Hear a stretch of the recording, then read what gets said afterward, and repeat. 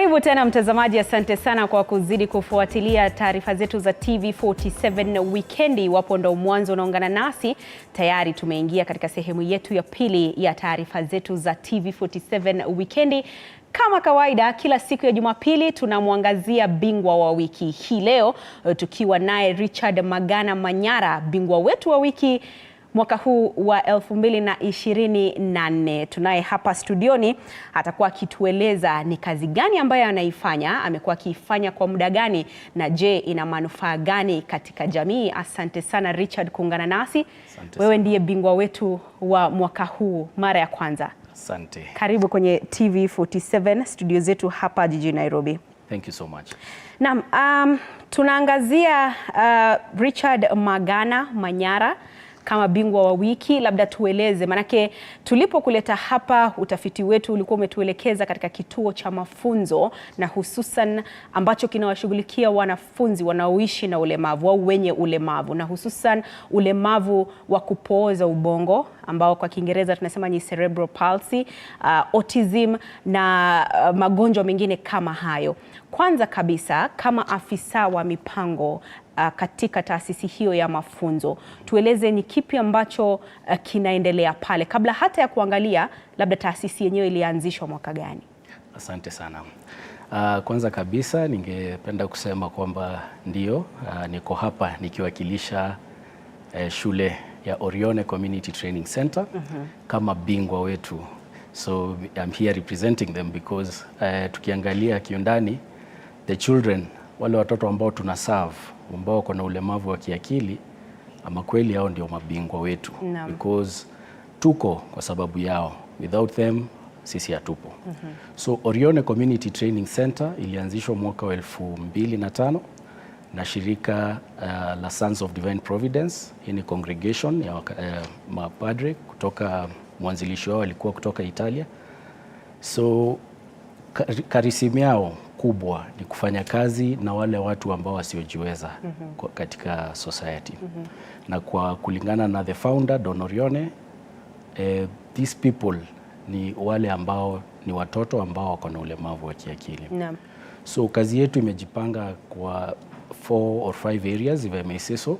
Kwanza tuko na mafunzo ya mapema and special education, pia tuko na rehabilitation ambayo ni physiotherapy, occupational therapy na speech therapy, na pia tuko na mafunzo katika ukulima.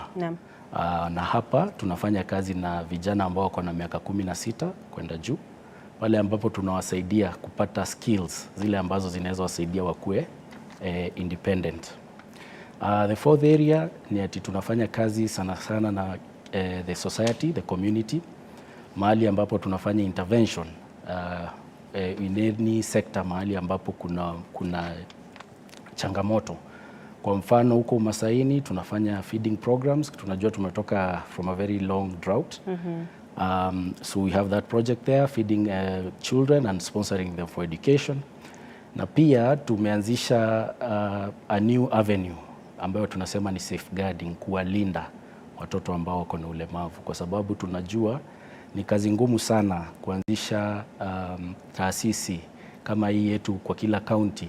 So what we trying to do now ni kupatiana training camps. Tunatoka, tunaenda, tunasaidia, tunapatia familia mafunzo katika mahospitali, tunaenda katika vijiji, tunasaidia pia maafisa wetu wajue mambo kuhusiana na disability, because there's a lot of ignorance when it comes to that. Asante sana Richard, na napenda sana ulivoleta wazo la kwamba tunakuangazia wewe kama bingwa, ila unawakilisha wanafunzi na watoto wanaoishi katika taasisi ya mafunzo ya Orione Community Training Center. Tueleze kituo hiki cha mafunzo au taasisi hii ya mafunzo inapatikana eneo gani hapa jijini Nairobi, na iwapo mna matawi mengi nje ya jiji hili la Nairobi? Asante. So tuko na vituo kama hivi viwili hapa Kenya. Ya kwanza iko pale Murang'a, pale ambapo panaitwa Kafurugi. Hapo tuna watoto 40. Alafu tuko na center ya pili ambayo iko pale Ongata Rongai, Kandisi, hiyo ni Kajiado County. na pale tunashughulikia watoto 70 kwa sasa.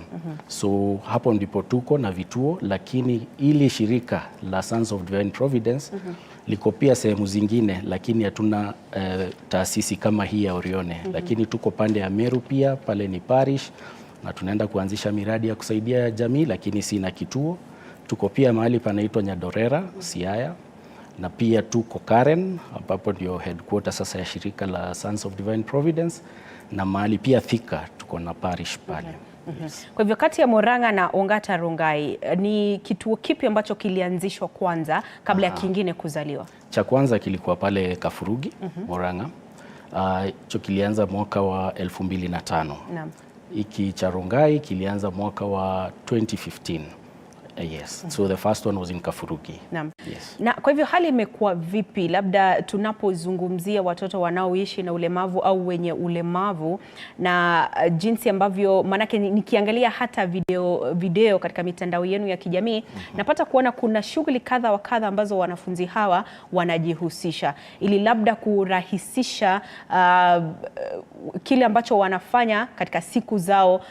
Katika siku unapata kwamba mwanafunzi hajakwenda shuleni tu kusoma, bali pia amekwenda kunyorosha misuli. Kwa hivyo hali inakuwa vipi katika vituo hivi vyenu vya mafunzo? Okay, hali ya kwanza tunakuwa na system ni day center kwanza, kwa sababu maswali mengi tunapata ni kama ni kituo cha taasisi ambapo watoto wanalala, lakini this is a day center. So shughuli yetu inaanza na kuwachukua wale watoto from the various points kwa kijiji.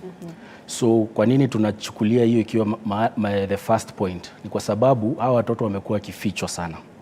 So tunakuwa na system ambayo tunasukuma mzazi aweze kumtoa mtoto wake, amlete kwenye stage, tunamchukua, tunampeleka pale shuleni. Tunaanza na mafunzo. Kazi yetu kwanza ni education, early intervention, wale watoto wako chini ya miaka 7.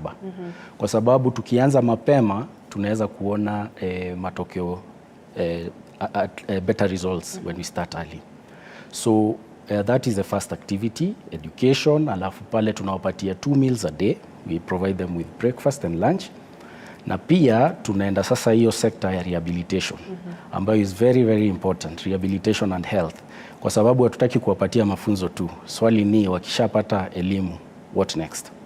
So we do the rehabilitation bit of it, na pale ndio tuko na physiotherapy, occupational therapy na speech. Na hii pia tunahimiza wazazi waweze kukuja pale waone jinsi ambavyo the professionals are working with their children. Kwa nini? Ili nao waweze kupata the same skill na waweze kuendeleza the same intervention ama hizo therapies pale nyumbani. Then ile the third area ile ambayo tulikuwa tunasema ni mafunzo katika kilimo. Again, tunajiuliza, tumewasomesha, tumewapatia rehabilitation, na hii ni kitu itakuwa for life. What skills are we giving them ndio waweze kujikimu pale nyumbani kivyao? How do we empower them? Kwa sababu in that moment watu wengi wanafikiria ulemavu, mtu akiwa amelemaa hakuna kitu ambacho anaweza fanya. But for us we always tunajaribu kuambia disability is not inability. So we give them a training program in farming. Somebody will ask why farming? Farming ni ile njia ambayo tuko nayo ya kuwapatia skills. Zaidi ya kulima pia wanakuwa na discipline, wanajua kufanya kazi zao vizuri, wanachukua instructions, na hii program inachukua miaka 2. So once they've gotten these skills, tunawasaidia kupata kazi pale kwetu. Tunawa-evaluate na pamoja na wazazi tunawapatia kazi, wanakuwa either wakulima ama wasaidizi wa walimu kwa miaka 2. Kwa hii miaka 2 wanapata malipo kama mimi na wenzangu ambao tumeajiriwa pale. Wakilipwa hii pesa tunaigawa mara 2, tunapeleka ingine in cash na ingine inaenda kwa bank. Kwa nini? Tunataka tuwasaidie kusave pamoja na familia, ndio after 2-3 years waweze tukue na kikao tena tuulizane, what do you want to do now? You can exit the program, wengine nao wapate nafasi. So in that system, hiyo holistic multidisciplinary approach tunaweza sema imeweza kutuonesha mambo mazuri sana, matokeo that they are able, wanaweza fanya kazi na kuishi kama any other person in the community. So that is how kazi yetu imejipanga pale Don Orione Center. Na kila siku tunajaribu njia nyingi za kuona jinsi ambavyo tunaweza endelea kuimprove na kuwasaidia wale wanafunzi. Exactly. Shukran sana kwa hilo. Labda tuangazie tu wakati ambapo taasisi hii ya mafunzo au kituo hiki cha mafunzo cha Orione Community Training Center kilipoanzishwa, ulitaja awali kwamba kilianzishwa maeneo ya Murang'a kabla ya kuja hapa Ongata Rongai. Lengo lake kuu lilikuwa ni lipi? Manake unapoanzisha kitu lazima kuna gap ambayo umeiona. Lazima kuna labda tatizo ambayo umeiona mahali katika jamii. Je, lengo lake kuu la taasisi hii ya mafunzo ilikuwa ni gani, na kufikia sasa mmeweza kuafikia malengo hayo? Okay, asante. So lengo kuu actually ilikuwa tukiingia kwa kijiji, unajua huko Murang'a it's a village really. And when the parish Sons of Divine Providence wanaenda mahali ambapo shida ipo, mahali kuna tatizo, so either the families, the economies are humble backgrounds, kuna a lot of issues on vulnerability, which is also kusema pia vulnerability inachangia ulemavu. So pale ambapo waliingia pale Kafurugi, tulianza kuona wao wenyewe wakienda misa, mapadre wakienda misa, wanaambiliwa kuna mtoto pale, tunajua mtoto hajatoka kwa nyumba. You see, you get to know from the community that there is a need and there is no institution yenye ina provide your service. So we start to see, tunatoka nje, tunafanya hiyo kama study, tunaangalia, tunajiuliza what is the real need of this society. And it's in that moment, kama hapa Rongai tulifanya home visit door to door with the help of the community members, the local authorities, kwa sababu watu ndio wanasema tafadhali tunataka Sons of Divine Providence wakuje huku kwa sababu kuna shida fulani na fulani. So that is how it worked. So when we go around the communities, knocking on doors and seeing and trying to understand really this reality ya disability, what is the community doing about it? And that is where now you realize, hata ukiangalia statistically, tunaambiwa tuko na over 15% of the population living with a disability. But then ukiangalia the service providers ni wachache, aswa kwa hii sekta yetu ya ulemavu wa kiakili. So when we did the home visits, we came around at least 700 families just within Ongata Rongai. So when we call them and try to see how do we address this need, hawa watoto wako na ni charism ya Don Orione ku work with the most vulnerable in the society. So this is what motivates, what the vulnerability, is it there? Hiyo swali tukijibu wanaingia pale. So that's how we started, na lengo kubwa tena, objective kubwa ilikuwa kufanya hawa watoto waweze kuonekana, respect, dignity, love and care for them, because we know sisi tuko kwa hii society, tunajua how unfortunately we treat children and youth with disability, right from the family setup to the community level. So if tumeachieve hilo lengo letu, tunaweza sema tumekaribia. Kila siku tunaona familia ziko na ujasiri, they are more confident to bring out their children. Before that was not there. You've seen a lot of reports pale watoto wamefungiwa kwa manyumba, wengine they have been put in chains because there is no hope. Ule mzazi ajui atapeleka afanye nini, ampeleke huyu mtoto wapi. Nina watoto wengine 2 3. You need to fight every day for them. So now we are able to see parents actually working together with us, rallying for their children, because they can see at least a glimmer of hope.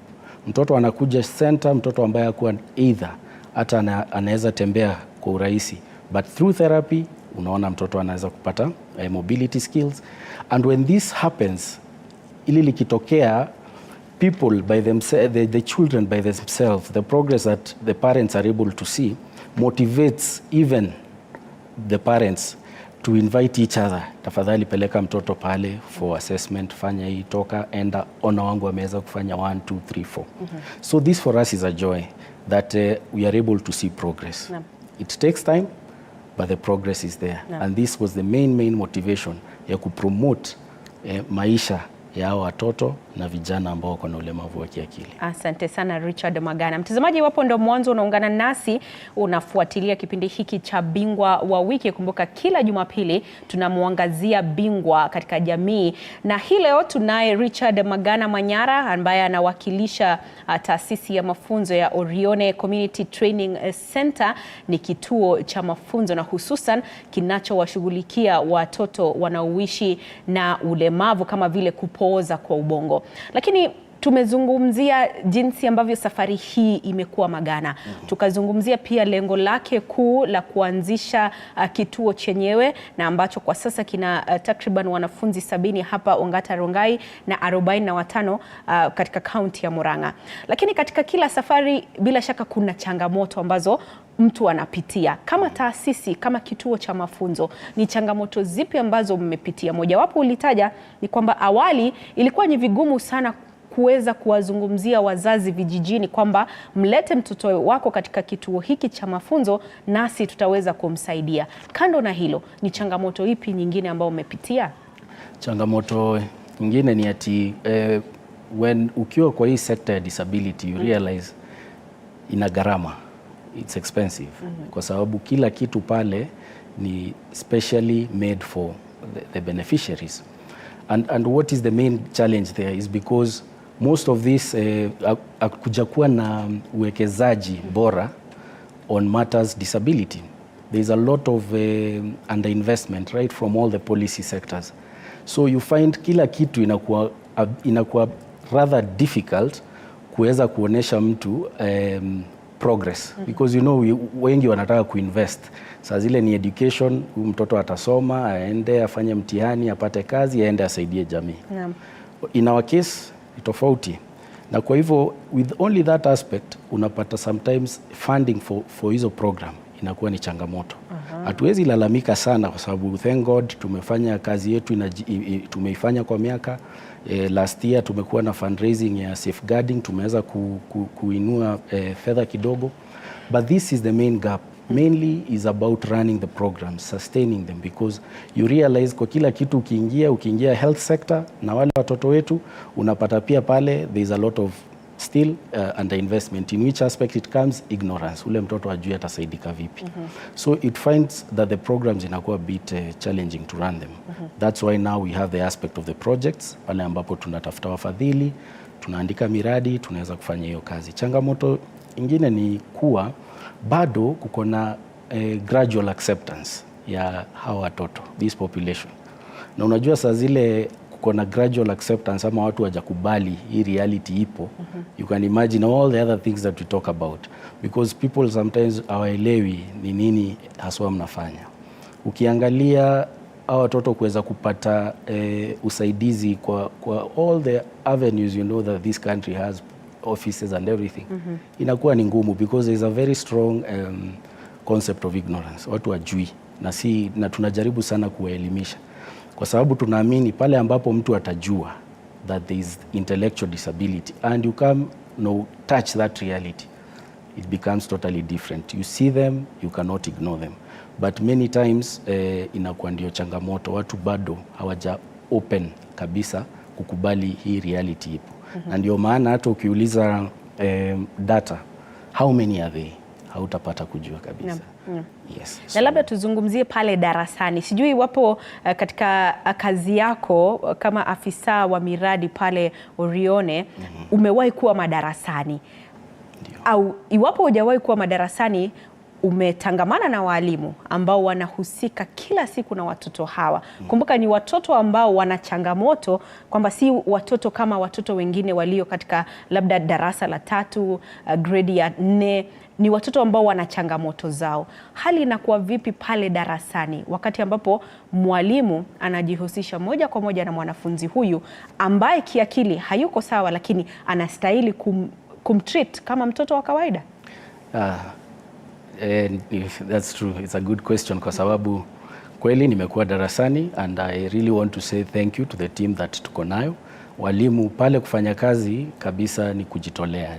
It's really it's a calling. That's what we always say.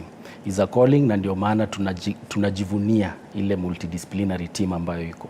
Kwa sababu jinsi ambavyo umesema kuhandle watoto si rahisi. It needs a lot of patience and professionalism. Mbona nasisitiza hapo? Kwa sababu mara mingi pia watu wanafikiria wale ambao wanafanya kazi katika taasisi kama hizo ni kama hawakuhitimu vizuri. But they are qualified teachers, wametrain jinsi ambavyo inahitajika, and we can see the human part in them when they are handling our students. And maybe ile challenge ambayo tunaonanga sana And but before I talk about the challenge, ni vizuri nikwambie tunafanya kazi na individualized plans. Okay. Kila mtoto ana plan yake.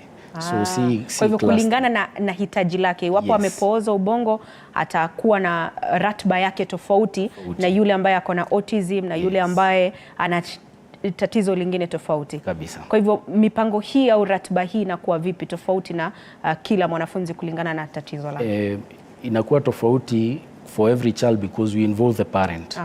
Pale ambapo mtoto ameletwa watakuwa na kikao na watapanga malengo ya huyu mtoto ni yapi. Okay. What do you want to achieve here? Then first we assess, then we listen to the expectation ya mzazi, and then we see now ni nini realistically tunaweza fanya kwa muda mfupi, in a short period of time, mid na long term. So unapata kila mtoto atakuwa na plan yake tofauti kulingana na uwezo wake na mahali ambapo yuko. Then ile changamoto labda tunaona ni kuwa, na hiyo ni kawaida kwa hiyo kazi, utapata sometimes mtoto labda amepoteza madarasa for whatever reason. They are more vulnerable kwa wagonjwa wakati kama baridi, so utapata ule mtoto wa kujishule. Utapata pia mzazi labda hajiwezi kabisa kumleta kwenye kituo akuje pale shuleni. So utaona kutakuwa na a lot of repetition. Kutakuwa na ule utakaa na maybe objective moja itachukua muda mrefu. Lakini kwa sababu ni individualized plan na tunaenda tukiassess kila wakati, tunapata kila mtoto atakuwa na what we call progress. So but the challenge again is that the consistency ya ule mtoto kuattend all the sessions. Sometimes kila mtu anakuwa na expectation, maybe kulikuwa na too many high expectation na tunafaa turudi chini. So every day inakuwa a very unique approach for them. Now we've seen a lot of good progress in those kids. Labda tuzungumzie, manake umesema kila mwanafunzi ana ratiba yake tofauti na mwanafunzi mwingine kwa sababu ni watoto ambao wana matatizo tofauti. Na kama mzazi anapomleta mtoto wake pale katika kituo, pia yeye ana matarajio yake. Je, mmewahi kuwa na kisa ambapo labda mzazi amemleta mtoto katika kituo chenyewe akitarajia kwamba katika muda wa miezi 6 au miezi 3 mtoto wangu atakuwa amepiga hatua fulani, lakini kwa bahati mbaya au kwa sababu ya sababu ambazo haziwezi kuhepukika kama hizo ambazo unazungumzia kwamba anakosa kuja darasani, labda ni mgonjwa, anakosa kuja darasani, labda mzazi hajiwezi. Je, mmewahi kuwa na kisa ambapo mzazi alitarajia kwamba mtoto huyu atakuwa amepiga hatua fulani, hajapiga hatua hizo kufikia sasa, kwa hivyo akavunjika moyo na labda akaamua kwamba wacha nimrudishe mtoto wangu nyumbani? Kweli visa kama hivyo vipo na nafikiri ni quite normal if I may say. Kwa sababu pia mimi kama mzazi nina expectations kadhaa na mtoto wangu tuseme. Lakini since hii ni safari tunatembea pamoja, tunakuwa na vikao mingi sana. When we realize tulisema hii ndio objective ya huyu mtoto for the next 3 months na ijapatikana, we start to manage that very early. Naambia mzazi, tafadhali jaribu ufanye jambo fulani na fulani nyumbani kwa sababu tumechelewa kupata hii objective. Na unajua yetu ni kujaribu as much as we can to give the right treatment, education, intervention to them. Ile wakati ambao watajibu, it's not in our hands. Because of their condition, we cannot guarantee a parent that no, this will happen within X period of time because it will be wrong. And yes, we've had a lot of parents sometimes, and we really understand that maybe anataka mtoto mbio kidogo, maybe a transition aende shule nyingine, aingie shule regular. But we always try to manage this by talking and sharing professionally what we perceive, and we know we have a multidisciplinary team. So kila mtu ataketi aseme okay, unataka kumpeleka mtoto shule ya kawaida lakini haja achieve A, B and C. And ultimately the decision rests on the parent, but in that moment they are aware of what is what we've been able to achieve. And vice versa also happens. Sometimes they overachieve and we share the same result. Na tunajua what we have seen in the past ni ati watoto wana move sana. Ukisikia kuna taasisi nyingine imefunguliwa, mtoto anapelekwa pale because parents like any other parent anatafuta result, ana hope.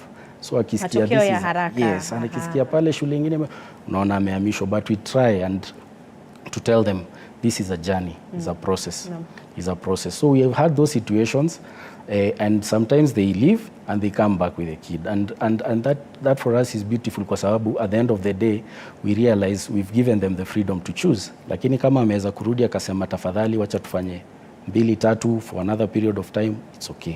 But we don't really try to force that no, kaeni hapo kwa sababu Don Orione Center ndio the truth.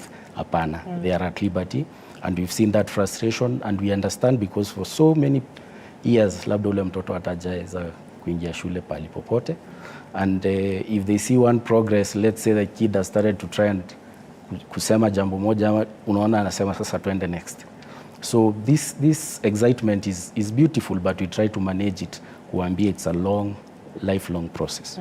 Yes. Richard, miaka 19, karibu miongo miwili tangia taasisi hii ya mafunzo kuanzishwa, ni kipi ambacho mnaweza kujivunia kwamba kufikia sasa labda kuna watoto ambao wamepitia katika kituo hiki na wametoka wamekuwa ni watu wa hadhi ya juu katika jamii, au labda ni kipi ambacho tu mnajivunia miaka 19 baadaye? Kwanza kabisa ningesema tunajivunia kuwa sasa mambo ya masuala ya ulemavu yanapata kuongelewa. For instance, leo niko hapa nikiwakilisha taasisi yetu. It was not easy kupata nafasi kama hizi hapo mbeleni. So hiyo inatuonesha kwamba what we are doing, our daily testimony, ile kazi ambayo tunafanya na vile ambavyo watoto wetu wanatujibu, progress, daily testimony, tunaona kweli wameanza kuheshimika, wameanza kupendwa. You can't imagine tukianza watu hawakuwa wanatembelea karibu na ua la taasisi, kwa sababu wanasema nyinyi unafanya kazi na wale ambao wako na mapepo bla bla bla, mambo mengi. But now is opposite, is a community coming in to ask tunaweza saidia wapi, tunaweza wasaidia vipi, and that for us is progress, because we are changing the narrative. Tuna change hiyo stigma, hiyo stereotyping that they cannot do it. Sasa kupitia wao wenyewe kujibu, tunaona watu wameanza kuwachukua. La pili ni what you just mentioned, we have a group ya youth ambao walisha graduate pale after a period of time, na sasa wanafanya miradi zao nyumbani. That for us is also beautiful.